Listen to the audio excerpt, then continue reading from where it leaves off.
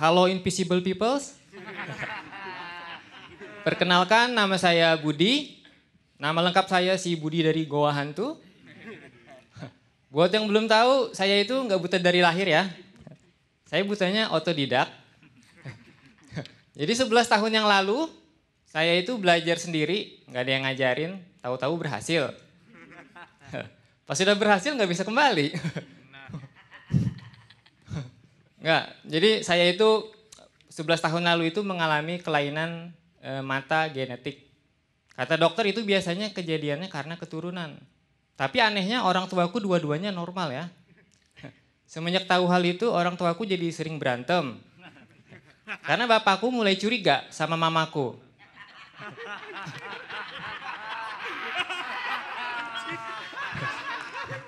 Mamaku juga mulai curiga ya sama dirinya sendiri.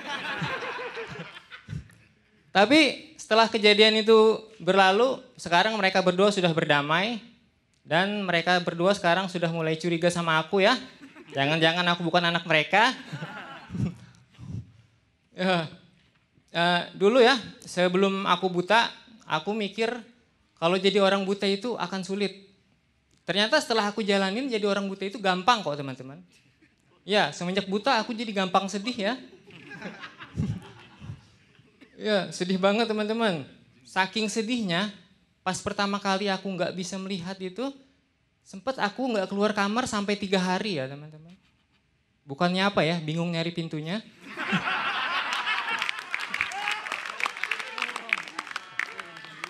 Terus kesedihannya seorang orang buta itu juga, keluarga aku sendiri jadi sering nuduh aku gitu kalau di rumah. Misalkan ada sesuatu yang jatuh.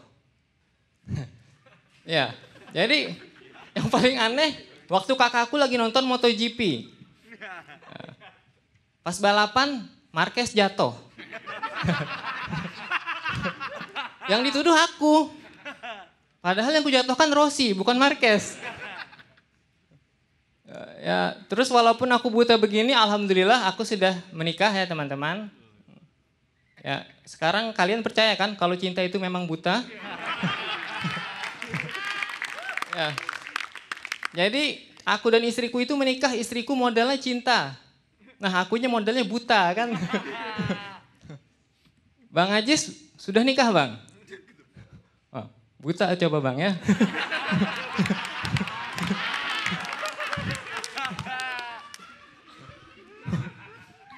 Ya.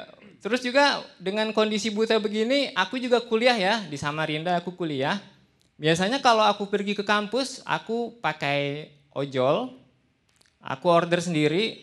Pas ojolnya datang, ojolnya bilang begini kan, Mas Budi ya? Iya saya bilang, ayo silahkan naik. Pas saya naik, ojolnya negor kan drivernya. Mas kenapa duduk di depan katanya. Pindah mas belakang. Terus sebagai orang buta yang profesional, saya itu punya kelebihan ya. Pendengaran saya itu peka banget. Jadi kalau misalkan ada orang yang datang ke rumah saya itu sudah tahu dari pertama orang itu membuka pagar. Kalau bunyi pagarnya itu cetek, biasanya pelan itu bapak saya yang buka. Terus ada yang datang lagi, ceteng, itu agak keras, itu kakak saya. Yang terakhir, jeder, nah itu saya nabrak pagar. Keresahan orang buta itu ya banyak banget ya, apalagi semenjak aku menikah, bahkan dari sebelum aku menikah gitu, dari keluarga istriku dan teman-teman istriku itu banyak yang nanya ke istriku, kamu nggak malu gitu mau nikah sama orang buta? Itu kan pada normalnya orang normal akan bertanya seperti itu. Tapi di pihak keluarga dan teman-temanku juga punya pertanyaan yang sama. Budi, kamu kan buta, kamu nggak malu nikah sama orang yang normal? Ya aku kan bingung ya, di sini yang salah siapa ya, yang buta apa yang normal? Yang buta ditanyain juga.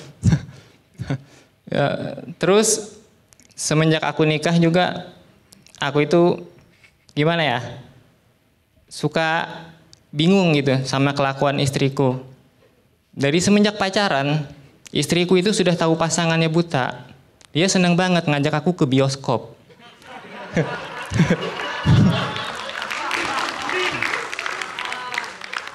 Ya, aku itu kesalnya bukannya apa ya, aku kan ke bioskop cuma denger ya, nggak lihat filmnya.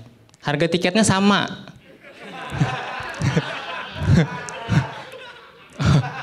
Itu masih mending ya, bioskop. Yang lebih gila lagi, istriku itu besok habis tampil dari sini, dia berencana ngajak aku ke SeaWorld. Ya, di SeaWorld itu kan ikannya kan nggak ada suaranya ya.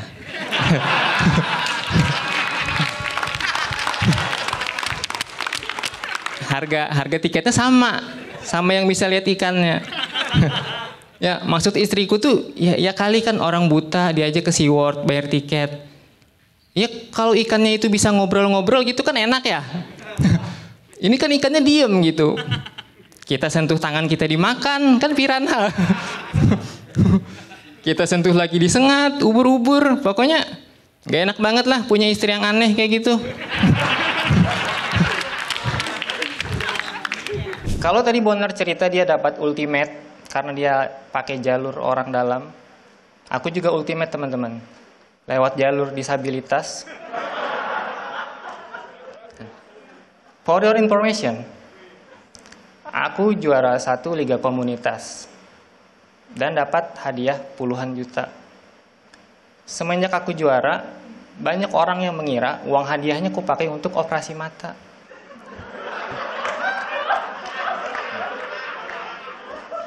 Enak aja. Aku buta, bukan goblok. Buta ini asetku, teman-teman.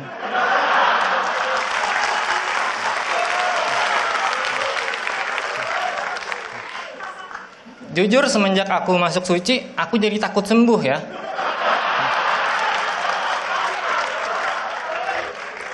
Karena nanti aku jadi nggak punya materi. Susah juaranya. Lagian juga uang hadiahnya udah kepake buat jalan-jalan ke SeaWorld.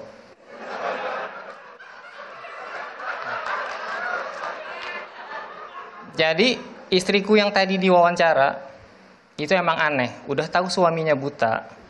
Begitu dapat uang dia ngajakin aku ke SeaWorld. Kalau aku diajak ke Dufan kan masih mending ya, bisa dengar suara orang teriak histeris. Kalau di SeaWorld mau ngapain? Mau dengerin ikan curhat. Istriku enak, dia bisa lihat ikan. Nah aku di sana cuman bisa dengerin tim songnya SeaWorld doang. Gini nih lagunya. Ikan pari menari riang, ubur-ubur berenang-renang. Di YouTube juga ada.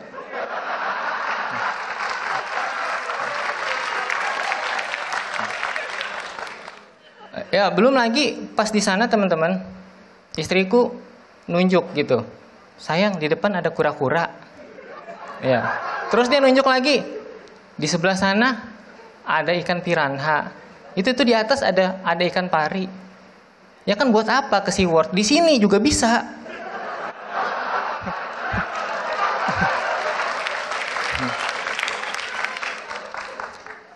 Istriku lupa, aku kan Daredevil, bukan Aquaman.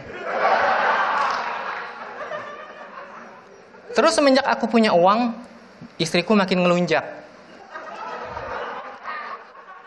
Dia minta dibelikan makeup yang mahal-mahal. Buat apa?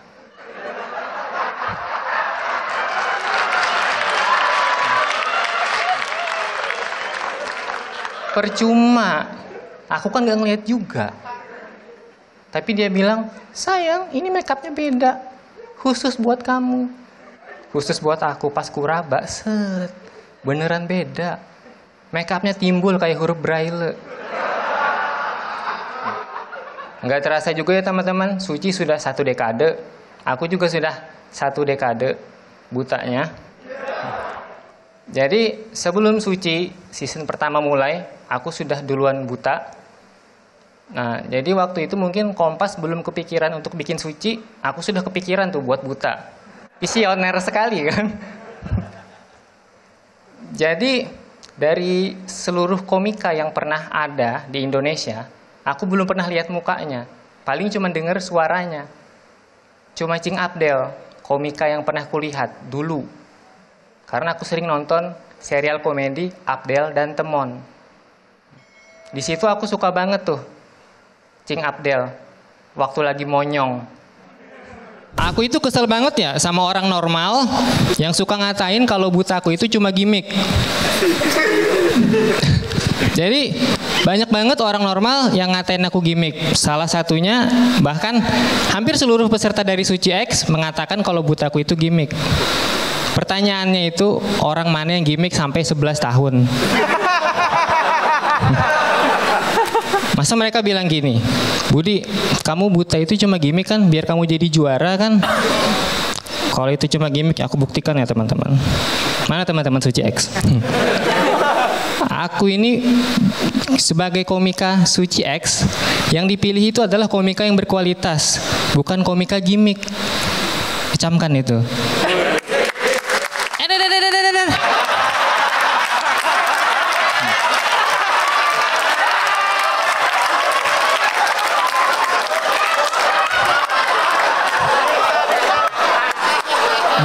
Alhamdulillah kena ya.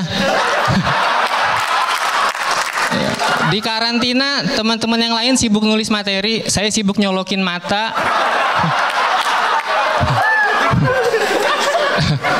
Terus semenjak masuk Suci Kompas TV, aku jadi suka bacain komentar di YouTube.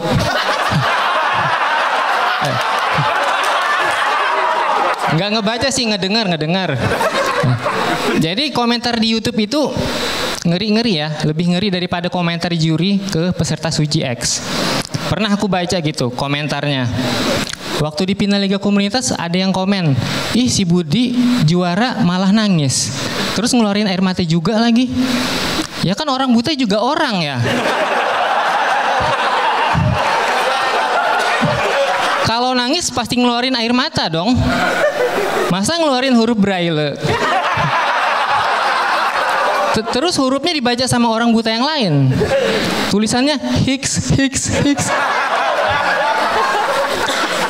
Terus komentar yang lebih ngeri, ada yang komen gini, Budi kan masuk Suci X, ntar di karantina siapa yang mandiin, makein baju, celana, sepatu. Ya kan, aku kan buta ya, bukan lumpuh gitu maksudnya. Kalau cuma mandi gitu kan ambil air cus, masih hafal. Terus juga aku bisa ngelakuin itu sendiri. Buktinya nulis materi aja aku bisa teman-teman. Bacanya yang nggak bisa.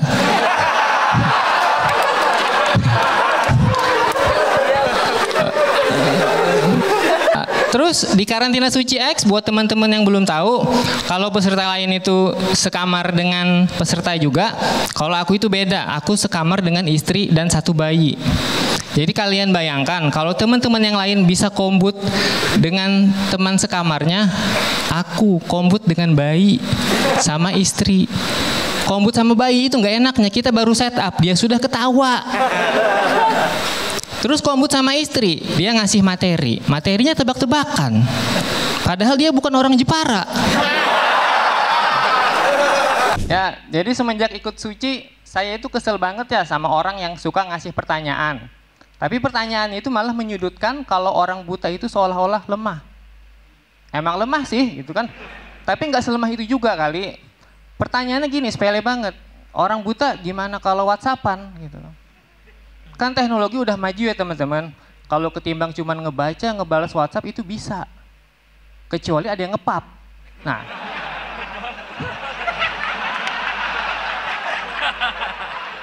Kalau ada yang ngepap, itu baru harus nanya istri dulu. Yang ini apa fotonya?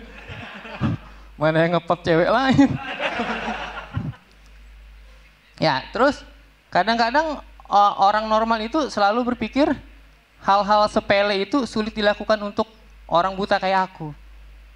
Tapi itu nggak berlaku teman-teman buat aku. Karena aku itu di rumah sering dianggap setara dengan orang normal. Bahkan diharapkan itu lebih dari orang normal. Karena pernah nih, true story, bapakku waktu mau jalan, ban mobilnya bocor. Dia minta tolong, aku yang gantiin bannya. Karena bapakku sudah tua, tangannya tremor, tapi penglihatan bagus. Sedangkan aku, tenagaku ada, tapi penglihatanku tremor. Jadi dalam kasus ini sangat diharapkan kekompakan antara si buta dan si orang tua gitu. Aku kesel banget ya sama orang yang suka menganggap kalau orang buta itu sulit dapat cinta. Ini gara-gara pepatah cinta pada pandangan pertama.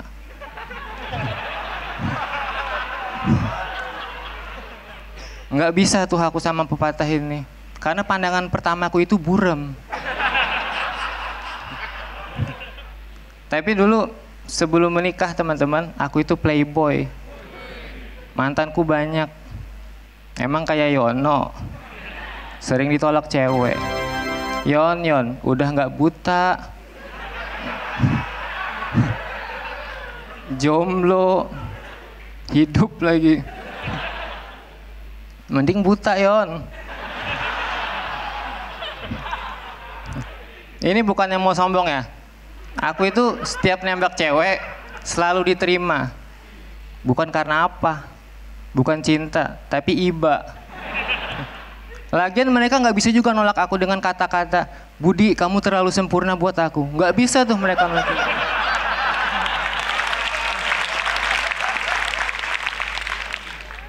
Terus yang bikin aku kesel juga, banyak yang bilang cinta itu dari mata turun ke hati. Pret.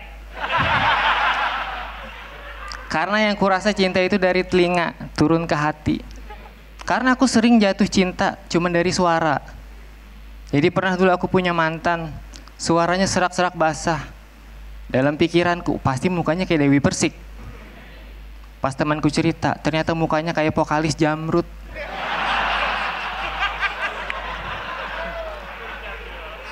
Iya, pantas dia sering nyanyiin aku. Ada pelangi di bola matamu. Pelangi apaan? Orang buram.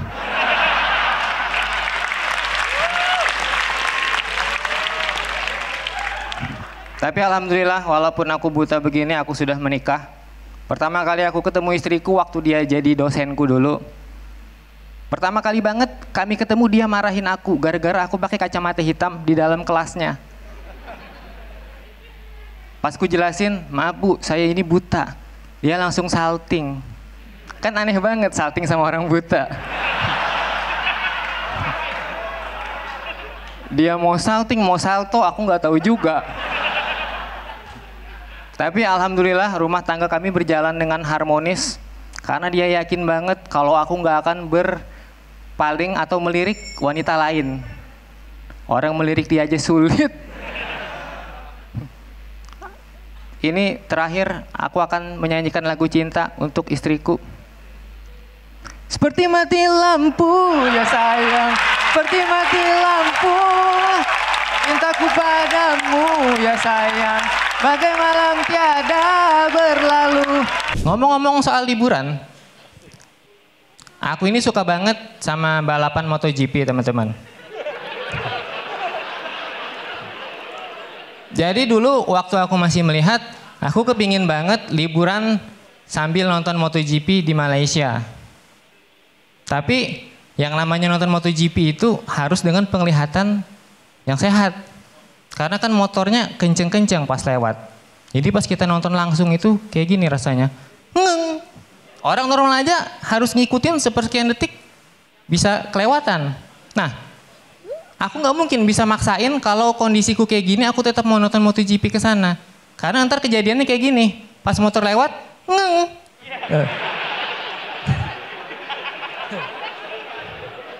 Pembalapnya putar balik, salah katanya.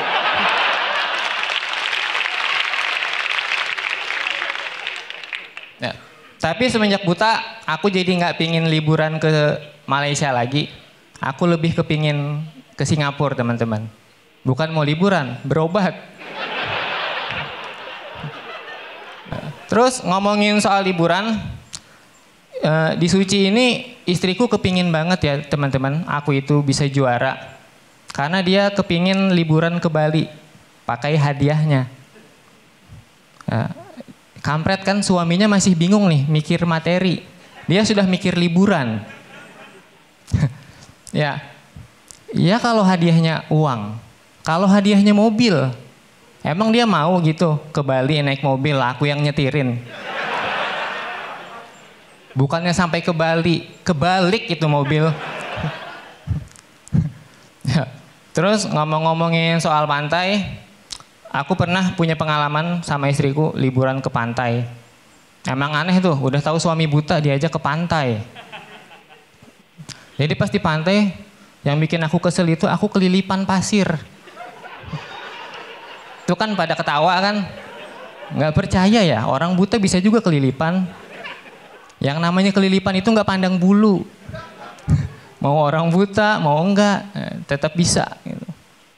Terus waktu di pantai itu istriku minta dibeliin es kelapa teman-teman. Sebagai suami yang baik, aku belikan es kelapa. Pas aku bayar, penjualnya nggak mau dibayar. Katanya nggak usah dibayar mas, tapi doain saya ya. Ya, dia minta didoakan banyak rezeki. Entah kenapa gitu ya. Orang berpikir orang buta itu doanya akan dikabulkan. Saya aja nih udah 11 tahun berdoa minta sembuh belum dikabulkan. Bisa-bisanya dia baru kenal minta didoakan. Semenjak buta aku sedih banget ya teman-teman. Karena aku sudah nggak bisa menikmati makanan seperti dulu lagi. Dulu semua makanan itu terlihat enak di mataku. Tapi sekarang semua makanan itu terlihat sama. Sama-sama nggak terlihat. Jadi kalau aku pergi makan ke restoran, yang penting itu rasanya teman-teman. Karena bagi aku tampilan makanan itu udah nggak penting. Iya, sebab rasa tak pernah bohong.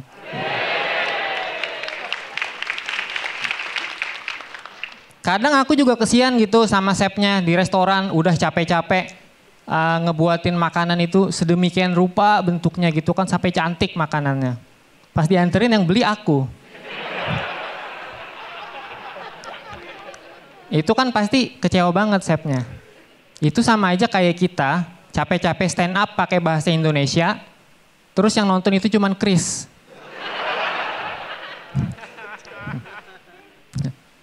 Ya, terus semenjak buta aku sering ditanya yang aneh-aneh ya. Ada aja yang nanya, Budi, selama kamu buta pernah nggak waktu makan kemasuk ke hidung? Udah jelas nggak pernah dong kalau ke hidung. Kalau ke mata pernah. Mana pas lagi makan sate kan? Makanya jadi begini teman-teman. Terus aku itu nggak pernah pilih-pilih soal makanan teman-teman.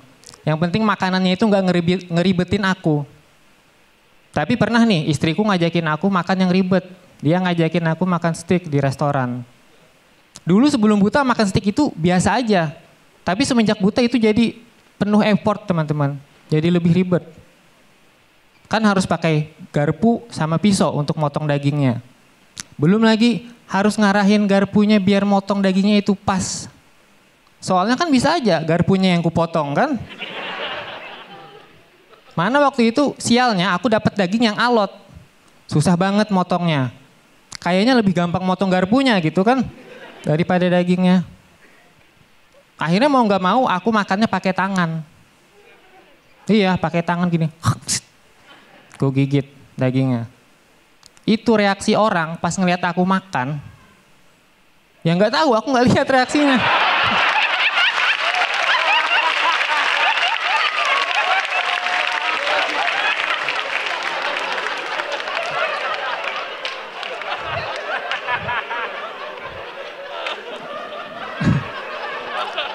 Ya, selain hobi makan di luar, istriku itu juga hobi masak ya.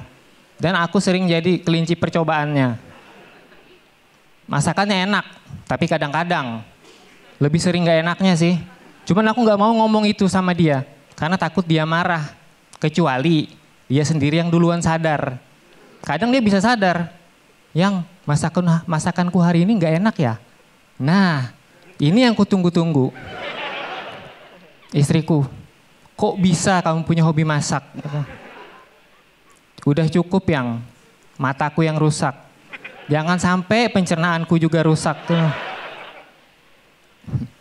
Terus kalau pergi makan keluar bareng istriku itu ya, aku suka was-was. Karena dia itu kalau pesen makanan itu suka random. Kadang-kadang kalau makanan nggak enak, dia tiba-tiba bisa nuker makanan di tengah-tengah kita makan. Iya, mentang-mentang suaminya nggak tahu kan. Jadi pernah nih aku makan ayam. Pas di tengah-tengah makan itu jelas-jelas tadinya ayam berubah jadi bebek. Terus pernah juga pas lagi makan bakso langganan. Aku hafal banget ya, isi bakso itu satu porsi ada 4 bakso sama 1 tahu. Pas aku sendok, baksonya cuma 3. Tahunya 2. Udah gitu satunya udah kegigit. Iya, semenjak kejadian itu aku jadi merasa cukup tahu tanam dalam diri. Tak usah kau ganggu makananku lagi. Ku tak mau lagi sayang. Di sini pasti banyak yang takut kalau ketemu setan. Lemah ya. Ya, aku udah enggak.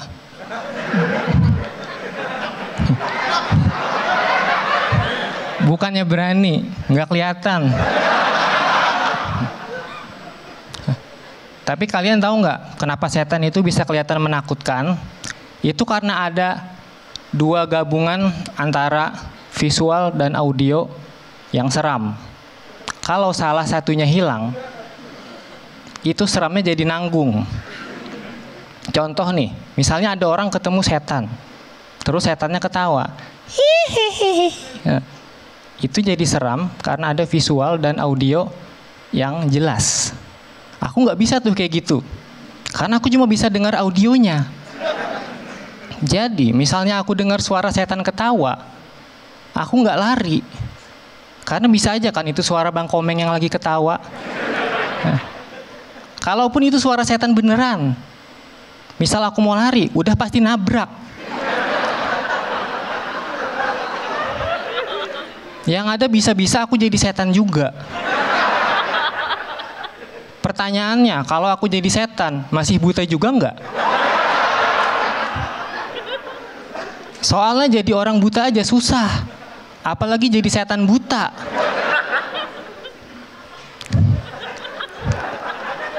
Ya, semenjak buta, aku itu udah tenang ya, karena hidupku itu udah nggak pernah lagi berurusan sama yang namanya setan. Soalnya juga penampakan kan udah nggak relate juga sama aku. Menurut KBBI, penampakan itu terdiri dari kata dasar tampak, yang artinya kelihatan. Udah jelas nih, buat aku kan nggak kelihatan. Tapi semenjak aku menikah, semuanya berubah ya. Ketenanganku itu jadi terusik. Soalnya ternyata istriku indigo, bisa ngelihat setan. Mana aku taunya pas udah nikah. Coba aku tahu dari sebelum nikah, pasti aku tetap nikah sama dia juga sih. Soalnya cuma dia yang mau sama aku.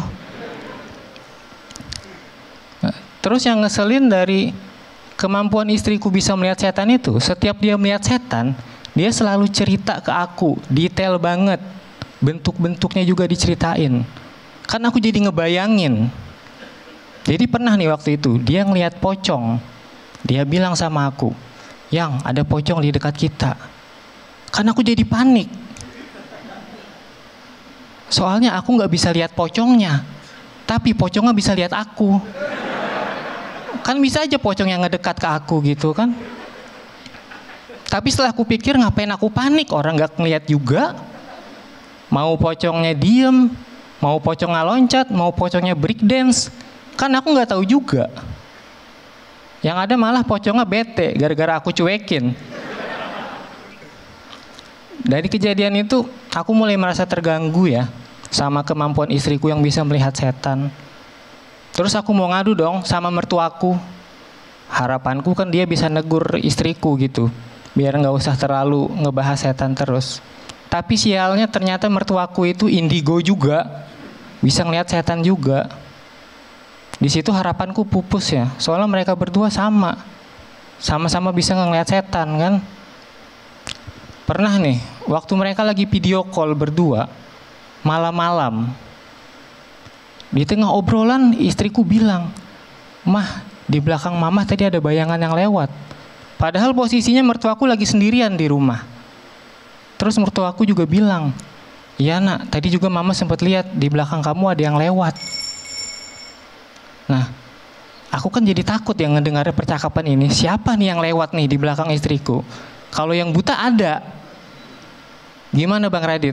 Udah bisa kan mertua sama istriku masuk paranormal experience-nya Bang Radit? Sekian dari aku, terima kasih.